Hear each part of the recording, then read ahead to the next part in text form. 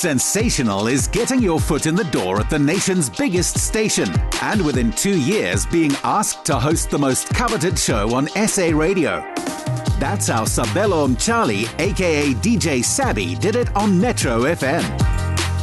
We trace it back to 2004, got into community radio, got my commercial break in Cape Town in 94.5, moved up to Johannesburg, joined Mighty Metro FM to do the top 30, I moved over to the Bridge 9 to 12, and when the station said that they'd like to offer me the breakfast show, I knew that it was going to happen maybe in a year or 2 years, but they felt like I was ready, and I knew that I was also ready. It was just a matter of when. And when it happened this year, I'm not going to lie, I was shocked, I was excited, I went through a turbulence of emotions. It was an avalanche moment. Fast forward to where we are right now, I think we have really built something absolutely amazing. To this day, I pinch myself because not everyone can say they got to do this. Whilst doing that, Sabby also got to live his dream of working with the BBC's famous Radio 1 team, which has many asking, what's the secret in his sauce? I think what helps me strive to be the best is the mantra that I live by. You're literally as good as your last show. That's why I call myself the best thing ever, because my existence itself is truly to be the best. Hence, every show I've ever done when I got on daytime had the word best. And that's why even when I named the show, I said best mornings, because that's what I strive to offer the listener. It's the best or nothing. So I know Sabby for about 3 months now. That's when our show started. He's such an easygoing guy, very charismatic, one of the most stylish guys I've ever met in my life. When he puts on that mic and you listen to his show, you realize that this man is just exactly who he is. I'm always striving to be me, and it's easy to be you when you're fully aware of who you are. There's no face, there's no facade that I'm putting on when I get behind the microphone. There's not a robot off the air. I go through things, I share them, and hopefully you've been through what I've been through, and that's what makes radio easy and great, is when we share stories that we both relate to. After his breakfast show, the DJ has started cycling to keep fit. And for his thrills, he's becoming a bit of a petrol head. I'm one of those dudes in the township. We had tires at the top of the house, but we never had any car. Now I was like, why do we have these tires on top of the roof? And they always had all these different analogies. But I've just always had a love for cars. But I'm not the guy that would get into specs and to details on the car. I've always been the lifestyle guy until I hosted a car show. That really made me embrace the technicalities, what makes a car a great car. Slowly, and the older I get, I'm becoming a manly man. Christo! Sabby, pleasure to meet you. Good meeting you, man. Likewise. Finally. It's a beautiful day this side, huh? Any day that we're going to be on track with other people's cars, going to be a good day. Oh, I love it. American muscle cars are a blast for sheer power, but Sabby chose a famous British make for its handling around the bends. First thing, got into the car, seatbelt first. As I'm taking off in the car, he noticed that there's this big space between myself and the steering wheel. And he said I must hold the steering wheel with 2 hands.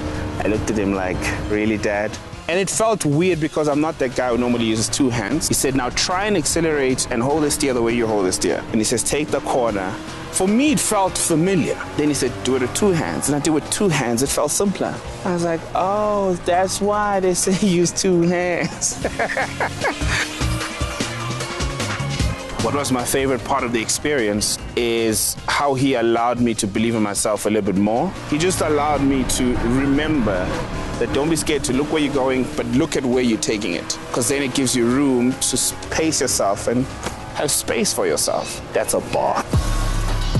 For the radio host with the most, home life with his wife Lindy and their son Orifa, Ori, is his greatest reward. Welcome to my house. This is where I lay my head. This is my safe space. I grew up, I don't want to say poor, but I wasn't really privileged. But I wasn't aware that I wasn't privileged because I grew up where the house was just filled with love.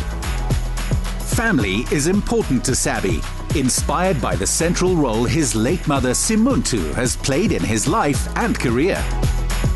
I was raised by my mom predominantly. I lost my dad at the age of 10, lost my mom 4 years ago now. My mom was such a grounded person, always told me good things happen in God's time. Be very patient. Don't get too comfortable. Work very hard. Don't let your background be the reason and an excuse as to why you didn't get to achieve your dreams. And she truly, truly believed in me. Every Friday, my mom would knock off early and she would rush to the center to listen to my shows, and she would give me feedback. Truly, truly valued that because she's just always been supportive of what I do. I even have a picture of her there. A homebody in his DNA, the DJ loves to entertain, is a great cook, a fine mixologist, is handy at making music, and it all happens here. This is where we all chill, watch the TV as a family, but my favorite part of the house come through. This is my bar entertainment area. It's still under construction, still trying to figure it out. And this right here, this is my pool table, man. Got this from my wife, but I've always wanted a pool table to complete this whole entertainment space that I have in the house. For a man who spends his time being listened to, not seen, appearances still matter, and Sabby is one stylish cat. I'm very big on owning my outfits. I just feel like clothes are an energy. My mom was also big on fashion. My dad was big on fashion. And I think I drew inspiration from the both of them. I call this the Urban Zulu fit. I got my crown right here. I got this when I got married. This is a nice two-piece number. Usually when you wear this, you can wear it in a formal setup, but you can always switch it up. It comes with these pants. Let me switch up and give you another one. Bam! This is one of my favorite fits. You can switch it up with the shoes. In the words of Jay-Z, it's not pink, it's mauve. It gives me that old school, new school baggy look. I always have these rings with me wherever I go. Hustle till we die. We work hard till the bone. This is the last fit. This is just one of those when it feels like it's a little bit nippy, but you don't want to wear a jacket, so you just put on this young shandis. And instead of just going full on black, that's why I decided to throw in these yellow Pino Nikes. Not one to let his style go stale, Mr. Sabello's motto is that it gets better with time and with every attempt. So, style curator Kotsatso Matlala had a wardrobe refresher lined up. We've prepped a unique styling session for him, so we have a few different options. What you got for me this time around? So I've pulled some top and bottom options for you. Okay. We have some classic 501 in different colorways. I made sure to get a variety. And then we have classic trucker jacket as well. It's winter time, so you know the vibes. We have this windbreaker as well, which I think you'll really, really be into. You can go ahead and pick what it is you're drawn to and what you'd like to try on. What makes the space unique is that it is a residency for creator expression through style. We tackle important topics like sustainability, as well as encourage people to embrace their originality and authenticity. In a place dedicated to the enduring legacy of denim, manager Angela Wakel had something in store to recognize and mark Sabby's own proud heritage.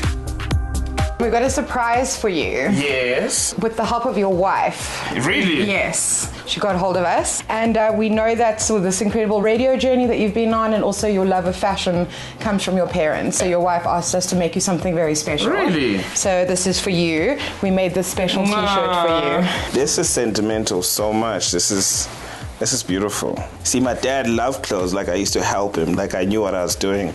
Man! Thank you very much. It's a pleasure. Thank you. If my parents saw me now, what would they say? Or what would they think? You did it, boy. You did it. I think the names that they gave me already was a manifestation of the life they wanted for me. My mom said Ngisabelo because she wanted a boy. And my dad said Nguvu Isile, which means I miss joy. And I think the naming and how they had manifested the life they wanted for me, I think they'll be very, very proud. I didn't turn out bad. I could have turned out worse. Not likely. No way. No how.